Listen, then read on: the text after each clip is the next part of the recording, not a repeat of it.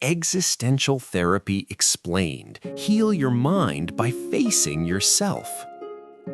Have you ever felt like something is missing even when everything in your life looks fine on the surface? You're functioning, you're productive, maybe even successful by most standards, but underneath it all, there's a quiet sense of emptiness you can't quite explain. This is the hidden struggle of modern life. We live in a world that constantly tells us what to chase: money, status, validation, comfort.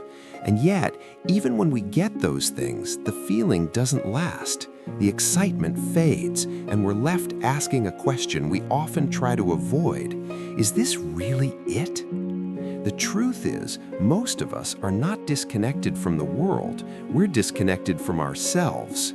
Instead of facing that discomfort, we distract ourselves. We scroll, we binge, we stay busy, not because we're lazy, but because silence feels dangerous. In silence, we're forced to confront thoughts we've been avoiding, questions about meaning, purpose, and who we really are. And that's where the real tension begins. Because deep down, we know something isn't aligned. We feel it in moments of stillness, late at night, or when we're alone with our thoughts. But instead of exploring it, we push it away and keep moving. Here's the hard truth. Avoiding yourself doesn't solve anything. It only delays the inevitable. What if the anxiety, the restlessness, the sense of being lost isn't a flaw? What if it's a signal? A signal that something deeper is calling your attention, not in the external world, but within your own existence. And this is exactly where existential therapy begins.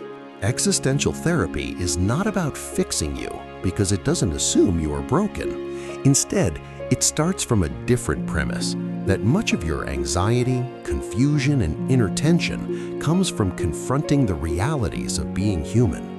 Rather than avoiding these realities, existential therapy invites you to face them directly. At the heart of this approach are four fundamental truths. The first is mortality. You are going to die, not as an abstract idea, but as a real, unavoidable fact. Most people push this thought away, but existential therapy brings it forward, not to scare you, but to wake you up. When you fully grasp that your time is limited, your priorities begin to shift. You stop postponing what matters. The second is freedom. You are not as constrained as you think. Even in difficult circumstances, you are always making choices: how you interpret events, how you respond, what direction you move in. And with that freedom comes responsibility. You are the author of your life, whether you accept that role or not.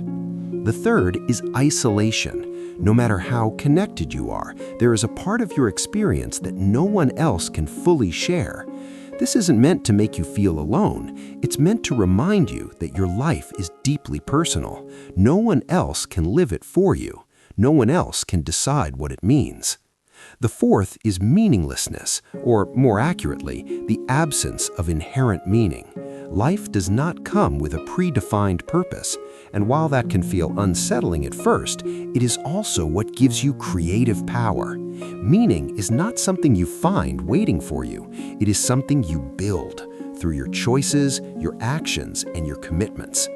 This is why existential therapy can feel intense. It removes illusions. It takes away easy answers. It doesn't allow you to hide behind excuses or distractions. But in return, it offers something rare: honesty. And from that honesty comes clarity, not about everything, but about what truly matters. Because once you stop running from these truths, you can finally start living with intention. Understanding existential truths is powerful, but real change happens when you begin to live them.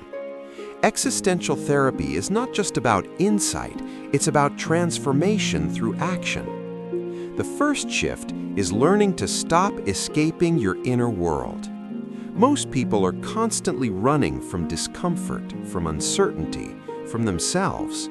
We fill every quiet moment with noise because silence forces us to confront what we've been avoiding. But healing begins when you do the opposite, when you slow down, sit with yourself, and ask honestly, what am I feeling and why? That question alone can begin to dissolve layers of confusion. The second shift is owning your life fully. This doesn't mean blaming yourself for everything that's gone wrong. It means recognizing that regardless of your past, your next step is always yours.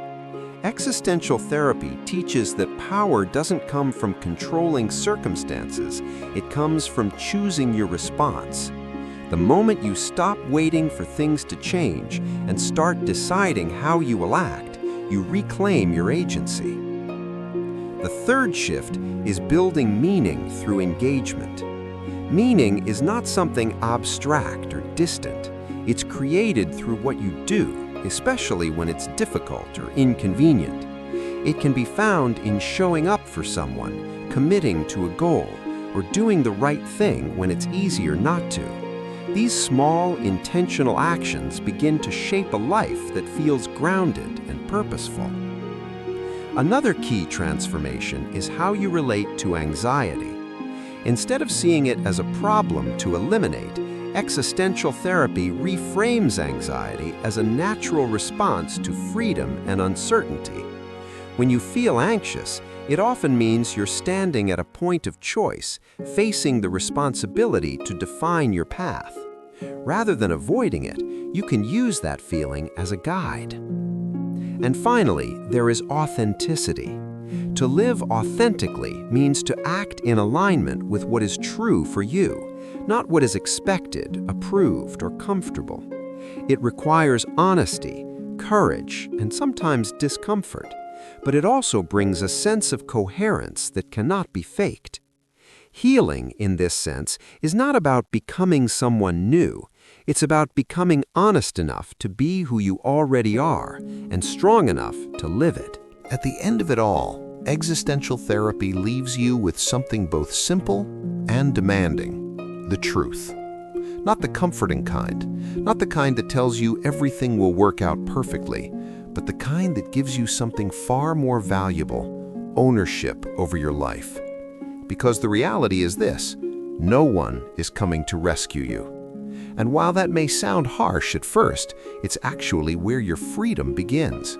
When you stop waiting for clarity, for motivation, for the right time, you realize that your life is already happening, right now, in the choices you make, in the actions you take, and even in the things you continue to avoid. Existential therapy doesn't promise a life without struggle. In fact, it teaches the opposite. Life will always include uncertainty, loss, and moments of doubt. But those experiences are not interruptions to your life. They're part of it. And more importantly, they are where meaning is built. When you face your fears instead of avoiding them, when you take responsibility instead of blaming circumstances, when you choose to act even when things are unclear, you begin to transform. Not into someone new, but into someone real, someone grounded, someone intentional, someone awake. This is what it means to truly live, not on autopilot, not according to someone else's expectations, but in alignment with your own understanding of what matters. So instead of asking, "What's the meaning of life?" a question that may never have a single answer, ask something more powerful. What am I choosing to make meaningful today? Because meaning is not something you discover once and keep forever. It's something you create again and again through how you live. And maybe the most important step you can take isn't a dramatic life change. Maybe it's simply this: to stop running, to face yourself honestly, and to begin right where you are. At the end of the day, this isn't just philosophy, it's a way of living. The questions you avoid are often the ones that hold the answers you need most. Existential therapy doesn't make life easier, but it makes it real.